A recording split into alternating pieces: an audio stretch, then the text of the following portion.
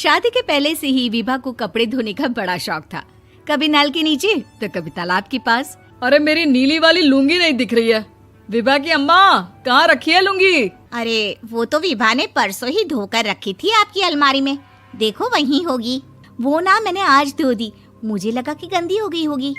अरे कैसे गंदी हो गई थी? उसे तो मैंने पहना भी नहीं। हे भगवान, इस लड़की के कपड़े धोने की आदत से परेशान हो गया हूँ मैं। जितना तो घर में राशन नहीं आता, उससे कहीं ज्यादा डिटर्जेंट पाउडर का खर्चा है। इसकी शादी करवा दो, शादी। जाए अपने घर में ही करे काम, फिर चाहे घर के कपड़े धोने हो या पूरे गांव के। हाँ ठीक बोल रही हूँ, देखता हूँ मैं कोई लड़का। वो दिन भी आ जाता है जब विभा को देखने लड़के वाले आ जाते हैं। लड़की मुझे अच्छी लगी। होने वाली सास कहती है, बेटी अगर कुछ पूछना है तो पूछ लो।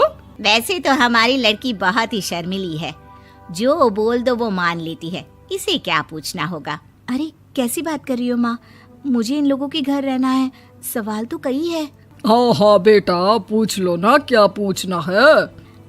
आप लोगों के घर कपड़े कौन धोता है? सास का मुंह बन जाता है।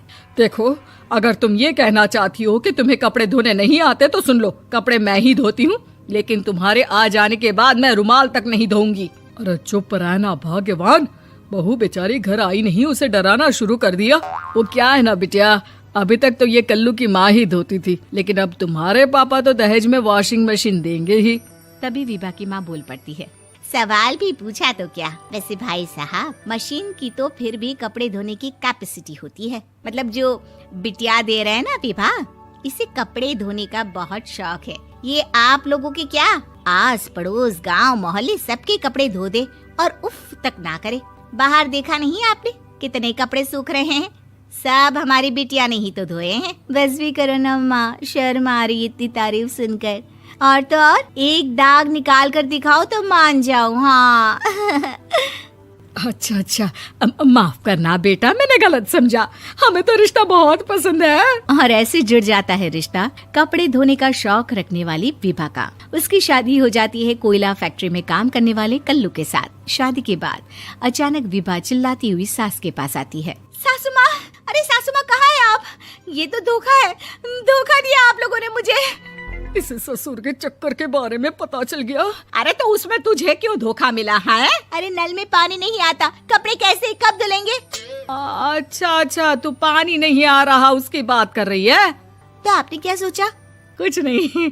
अच्छा, तेरी माँ ने कहा था कि कपड़े धोने का शौक है तुझे, याद आया मुझे। शौक बोलकर कपड़े धोने वाले मेरे जुनून को कम ना आके सासू माँ, कपड़ा धोना मेरा गुरूर है। तभी पति भी वहाँ आ जाता है। अभी मैंने इसे सनी देओल की फिल्म दिखाई है, उसी के डायलॉग मार रही है माँ। अच्छा सुन, साफ साफ बता रही हूँ, पानी सुबह 4 से 6 और शाम को 10 से 12 आता है, समझी? विभा टाइमिंग सुनकर हैरान हो जाती है। ये क्या भूतों का मोहल्ला है? सुबह 4 बजे उठकर कौन कपड़े धोता है? 4 बजे टंकी में पानी जाता है, फिर सारा दिन धोना ना, किसने मना किया? अरे कैसी बात कर रही हैं? 200 लीटर की टंकी में कितने कपड़े धो लूंगी मैं? सुबह ही उठ जाऊंगी मैं। अब क्या था, विभा सुबह 4 से लेकर रात के 12 बजे तक कपड़े ही धोती रहती।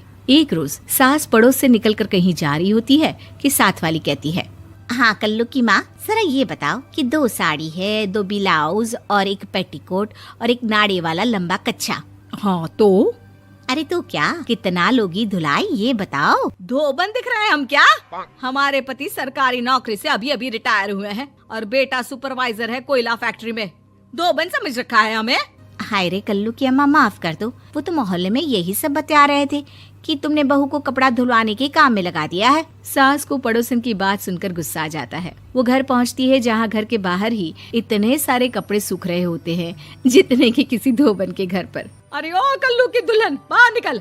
माँ जी यहीं आ जाओ, बाथरूम में चादर धो रहे हैं हम। अरे अभी हम धोते हैं, तुमको बाहर निकलो। ये आस पड़ोस वाले बोल रहे हैं कि हम बहू से कपड़े धुलवा कर उसे कपड़ा धोने वाली बना दिए हैं।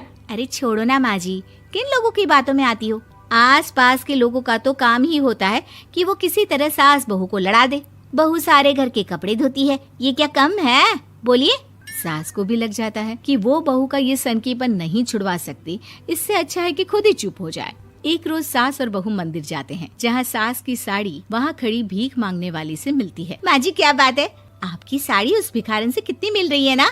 हाँ हाँ, देखो तो दोनों की साड़ी मिल रही है। क्या बात है कल्लू की अम्मा, तुम खुद को तो अफसर की बीवी बताती हो और ऐसी सिंपल सी प्लेन साड़ी पहनकर घूमती हो। सिंपल और प्लेन नहीं है ये साड़ी। तो क्या सोने के धागे से फूल बने हैं?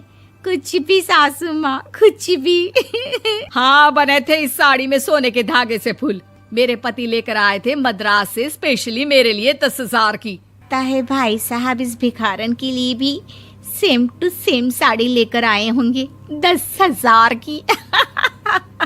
सास उस वक्त तो कुछ नहीं कहती, लेकिन बहू के साथ घर आती है और अलमारी से एल्बम निकाल कर लाती है। ये साड़ी देख रही है, ये वही साड़ी है जिसे मैंने अभी पहना था। इस साड़ी में ये जो चमकदार फूल दिख रहे हैं ना, ये सोने के धागों से काटे गए हैं।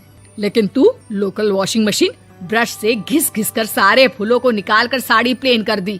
मुझे माफ कर दीजिए सासू माँ। और तो और, जब मैंने तुझे तेरी गलती के लिए कुछ नहीं कहा, लेकिन तूने तो सब